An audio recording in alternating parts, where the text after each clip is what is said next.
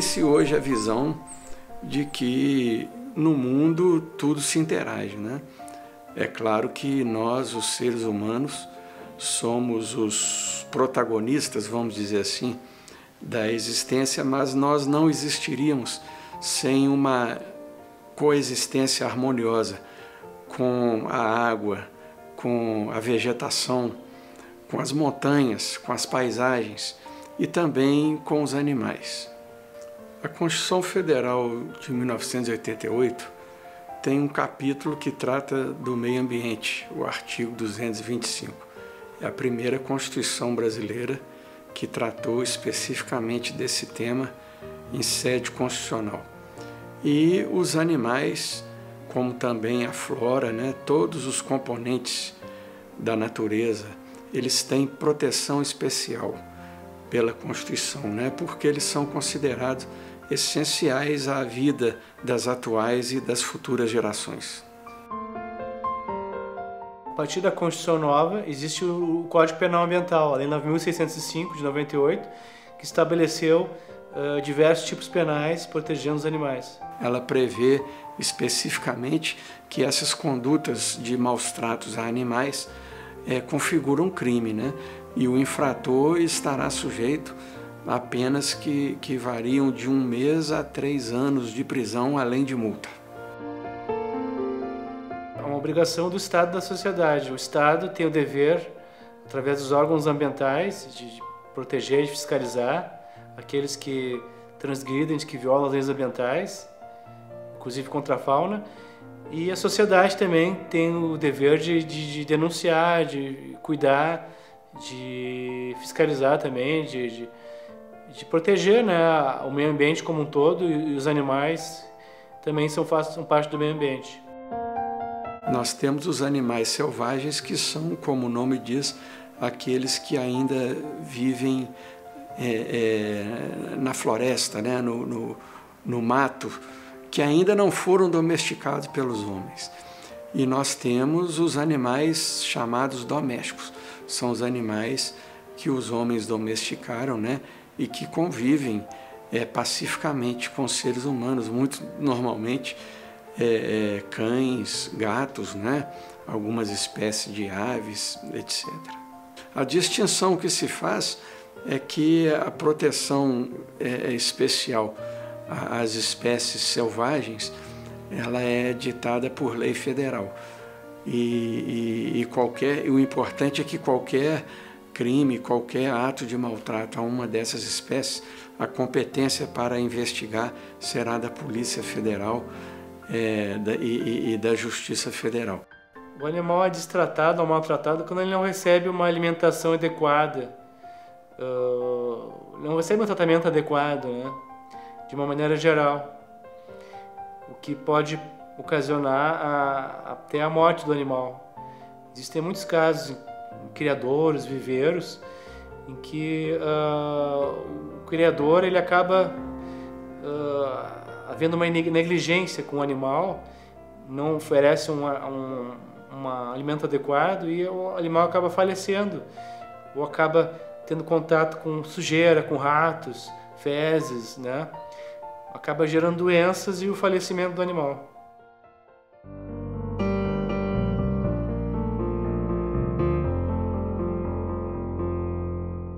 No plantão judiciário foi dada entrada numa ação civil pública, que tinham como partes autoras o Ministério Público e 2 outras associações de proteção dos animais. E o que eles pediam efetivamente? Em sede de liminar, eles pediam que esses animais fossem transferidos ou para o zoológico ou para um lugar especial, onde os animais não sofressem nenhum ato de crueldade.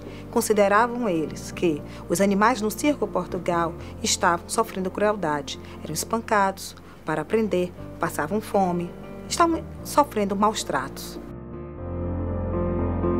Aconteceu em 2010. Na condição de ativista e advogada na defesa dos animais, eu tomei conhecimento de que o Circo Portugal estava aqui em Salvador. E, logicamente, nós sabemos o nível dos maus tratos que os animais sofrem para estar ali fazendo o espetáculo. 2 elefantes, 2 camelos, um cavalo e um pato, que eram usados no espetáculo do circo. Eu fiz a ação, né, levei ao Ministério Público para que o Ministério Público ajuizasse a ação, uma ação civil pública, e eu, na condição de advogada de duas ONGs, a ONG Terra Verde Viva e a ONG Célula Mãe, nós ajuizamos essa ação. Chegou a representação e nós passamos a investigar, abrimos imediatamente um inquérito civil e constatamos que efetivamente as condições dos animais eram extremamente delicadas e ingressamos com ação civil pública pedindo ao judiciário que libertasse esses animais. Que a Constituição Federal, ela diz no artigo 225 que é vedada a prática de crueldade contra os animais. E o circo pratica a crueldade contra os animais no treinamento. Sabemos que um elefante, por exemplo, quando as pessoas pensam que ele está dançando no picadeiro, aquilo ali é reflexo do treinamento. No momento do treinamento, colocam o elefante para pisar numa chapa quente e tocam uma música. E no picadeiro repetem essa música que ele associa, pensa que vai sentir a dor e começa a se desesperar. Aquilo não é uma dança, aquilo é sinal do desespero do elefante. E muitos outros. Em razão disso, durante esse plantão, essa ação caiu na minha mão e ela teve o deferimento dessa liminar justamente nesse sentido. E naquela oportunidade, os animais foram removidos do Circo Portugal, transferidos para o Zoológico de Salvador. A partir dali, o circo agravou da decisão, né, um agravo de instrumento para o Tribunal de Justiça. Então, o relator na época, o desembargador Jataí Fonseca Júnior, ele negou o agravo de instrumento que o circo interpôs. A partir dali, outra alternativa não houve para o circo, senão de celebrar um termo de ajustamento de conduta, em que ficou acertado com o Ministério Público e com a interveniência das ONGs que não haveria mais exibição dos animais. Interessante que nessa sentença, que é uma sentença também que é considerada uma sentença paradigmática, embora tenha sido uma ação civil pública, onde o autor é o próprio Ministério Público, né, defendendo o direito de interesse da sociedade, a juíza Ana Barbuda, ela acabou tomando uma decisão bem avançada, porque ela é talvez a primeira juíza no mundo, o primeiro juiz no mundo, que reconhece os animais como sujeitos de direito. Porque eu posso dizer, então, que a Constituição, como sistema aberto que me faz chegar a isso, me traz alicerces propícios a eu dizer assim, olha, quando eu trato dos animais e dos direitos fundamentais à vida, eu tenho sujeitos de direito. Isso foi muito importante para a causa animal em todo o Brasil, porque o Circo Portugal passou a não exibir animais, não só em Salvador, mas também nos outros estados. A nossa sugestão foi de estimular o emprego de artistas circenses, malabaristas, etc. Vamos tirar os animais que sofrem nos circos, né, e dar espaço aos seres humanos com sua arte circense.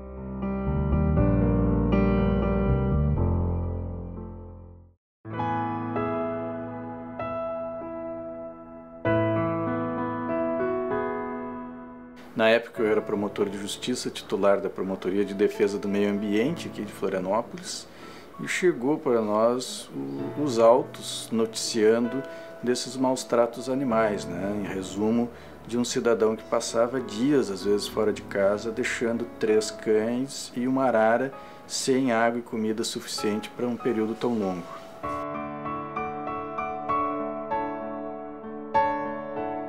Como se tratava de um caso que expunha a maus tratos 4 animais, pela soma das penas, o caso não foi apresentado como ordinariamente acontece quando é um animal só e que é competência do juizado especial.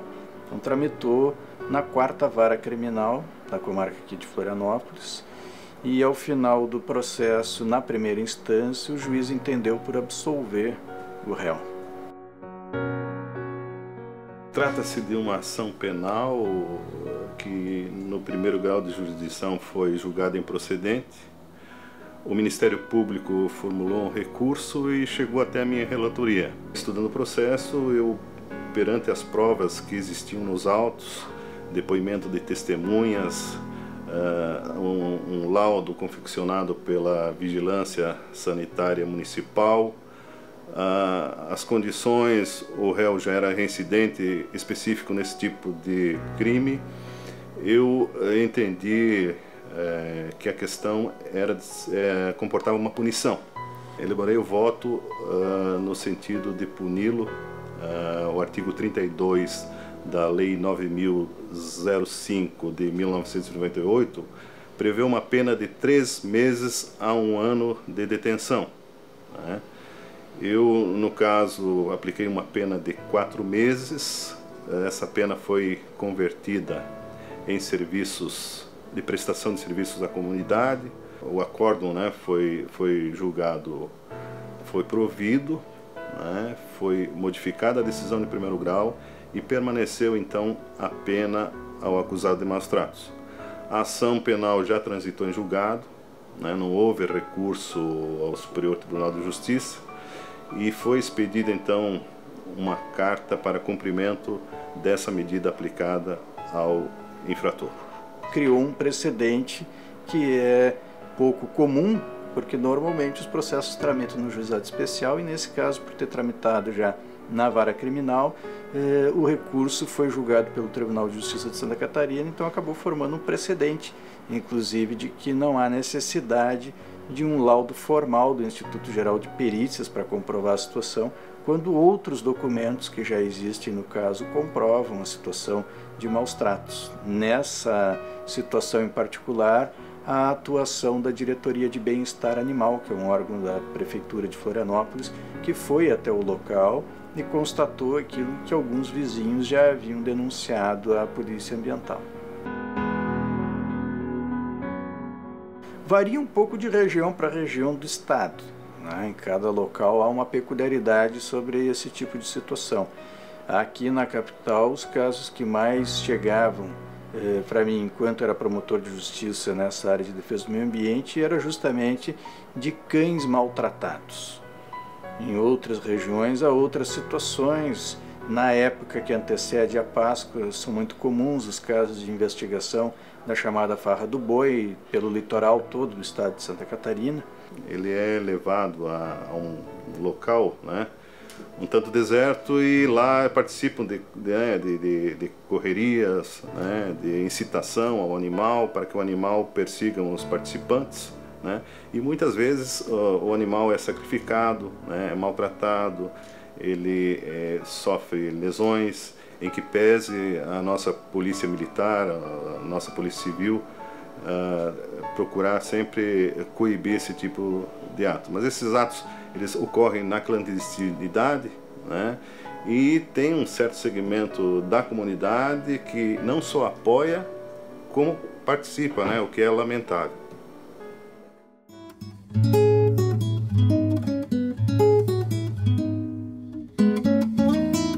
Nós tivemos a notícia através de um boletim de ocorrência, onde alguns cães estariam sendo vítimas de maus tratos. E a partir daí foi oferecida pelo representante do órgão do Ministério Público denúncia, e o processo tramitou perante esta vara, até o desfecho final.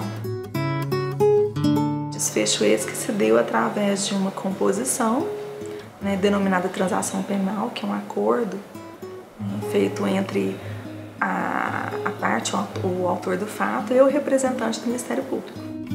O acordo principal consistiu na perda dos animais. O autor do fato ele concordou em perder os animais porque durante o trâmite do processo ele queria estar na posse dos animais, ele questionava isso. E também foi oferecida a ele uma proposta para que ele pagasse ao Conselho da Comunidade da Comarca de Aparecida de Goiânia uma transação penal consistente no pagamento do valor de 2 salários mínimos, que foi por ele aceita. O Recanto dos Pitbulls é uma ação do Grupo Raman. O Grupo Raman é um grupo que já trabalhava com reabilitação de pitbulls condenados à morte já desde 2008. Só que a gente trabalhava só com os cães do Corredor da Morte do Centro de Zoonose, que é o canil municipal do estado. E apareceu então essa demanda de 57 pitbulls. Era uma demanda muito grande para o pouco que a gente tinha. Então nós tivemos que unir a sociedade, os grupos de proteção e criar um anexo, que foi o Recanto dos Pitbulls. Então o Recanto dos Pitbulls não é um abrigo, foi um trabalho desenvolvido para esses cães, somente para eles. Eles chegaram em estado de anorexia extrema. A anemia severa era o quadro que estava em melhor estado. Então nós tivemos caso aqui de erliquiose, babesiose, problema gastrointestinal, problema hepático, problema renal. Nós temos cães até hoje que estão em tratamento e vão ter que ser tratados pelo resto da vida, né? Para ter melhor qualidade de vida para o resto da vida, porque já chegaram aqui com um quadro irreversível.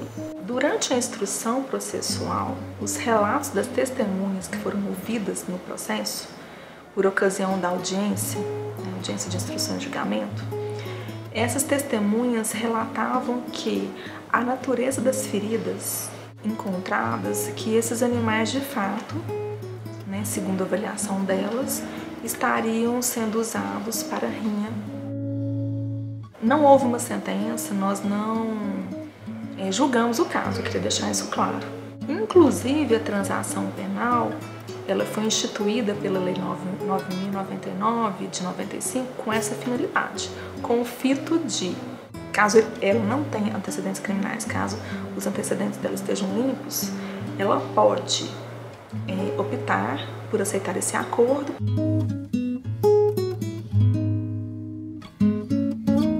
Nós perdemos logo nos primeiros 15 dias. O xerife ele chegou num estado tão crítico que ele não tinha condições nem de ser alimentado. Então ele já estava com pulmão, rim, baço, fígado, todo estourado. Quando ele veio a óbito, nós pedimos para fazer a necrópsia, que inclusive foi anexada ao processo. E ele não tinha um órgão dele em bom funcionamento. O depósito foi um depósito que nós demos para a ONG. No entanto, nós pedimos para que órgãos oficiais, municipais, pudessem fazer vistorias, avaliações dos animais, do estado dos animais. E eu te afirmo que não foi apenas uma avaliação, uma vistoria. Então nós ficamos tranquilos quando nós vimos fotos, quando nós vimos relatos, de quem tinha competência, municipal para tanto. Veterinários, eles puderam aferir o estado dos animais e como eles estavam sendo acolhidos e tratados pela ONG, pela depositária, bem como a evolução dos mesmos. A recuperação deles foi um trabalho muito árduo. Nós ficamos por volta de 60 dias, todos os voluntários se revezando aqui 24 horas por dia sucessivamente, porque os cães tinham que tomar medicação de 12 em 12 horas, eram os 57 cães doentes. O futuro desses cães a gente espera que seja um bom lar, com pessoas que não os explorem, que eles eram explorados, eles eram vistos como uma máquina de fazer dinheiro. Não é esse o propósito do animal. O animal ele é uma companhia, o animal doméstico ele é uma companhia. E é essa a finalidade que a gente espera que eles tenham agora. As pessoas que querem adotar, elas têm que vir. Nós temos visitas todos os sábados, então os candidatos vêm. Nós temos uma equipe aqui preparada para avaliar o perfil desse candidato que se diz adotante, que se intitula adotante, candidato à adoção, e para também poder encaminhar o perfil do animal que se adequa ao perfil dele. Às vezes a pessoa é mais pacata, às vezes a pessoa é mais ativa, então cada um tem o seu perfil. E nesse meio tempo a gente vai conversando com ele para ver que conscientização ele tem a respeito da posse responsável. Na minha visão, eu não consigo imaginar uma outra alternativa a não ser a de conscientização e de alteração com relação a diretrizes de educação. Daí nós percebemos que a sociedade tem também evoluído nesse sentido. Músicas que antigamente eram de praxe, né, nas escolas, nas rodas, nas brincadeiras, elas estão sendo restringidas, inclusive nas escolas. Como um exemplo que eu posso citar, eu Atirei o Pau no Gato, né, porque ela programa a memória de uma pessoa desde pequena. Não há como a gente negar isso, né? Atirei o pau no gato, e é uma música perversa, porque o gato não morreu, ele sofreu muito.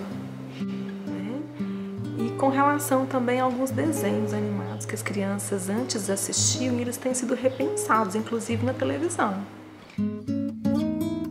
Desenvolver atividades de conscientização, de educação das nossas crianças, jovens, né? Lógico, porque eles são o futuro da humanidade e a nossa esperança, né? Por mais que nós não vamos colher alguns frutos, eles certamente poderão colher. Sim, a primeira coisa é a conscientização das pessoas. Isso aí já é feito um trabalho muito interessante através de ONGs, né, organizações não governamentais. Nós temos também muitos programas na mídia, na televisão e rádio que tratam repetidamente desse tema, mas as pessoas ou as entidades, né, interessadas em proteger os animais, elas poderão sim, tendo conhecimento de maus tratos animais, levar ao conhecimento do delegado de polícia, se for animais selvagens, no caso a Polícia Federal ou a Polícia Florestal nos estados, né?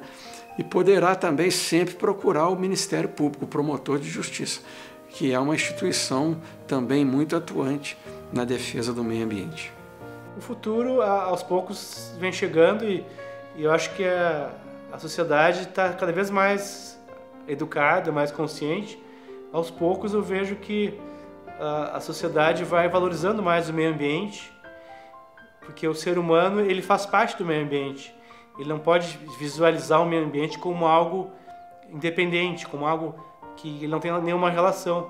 Então ele tem que dar importância ao meio ambiente, tem que valorizar, tem que proteger, tem que visualizar um animal e outros seres vivos como uma parte de toda a natureza que também engloba o ser humano, em que o ser humano depende dessa preservação, dessa educação toda, para que nós tenhamos uma qualidade de vida mais digna, mais positiva, né?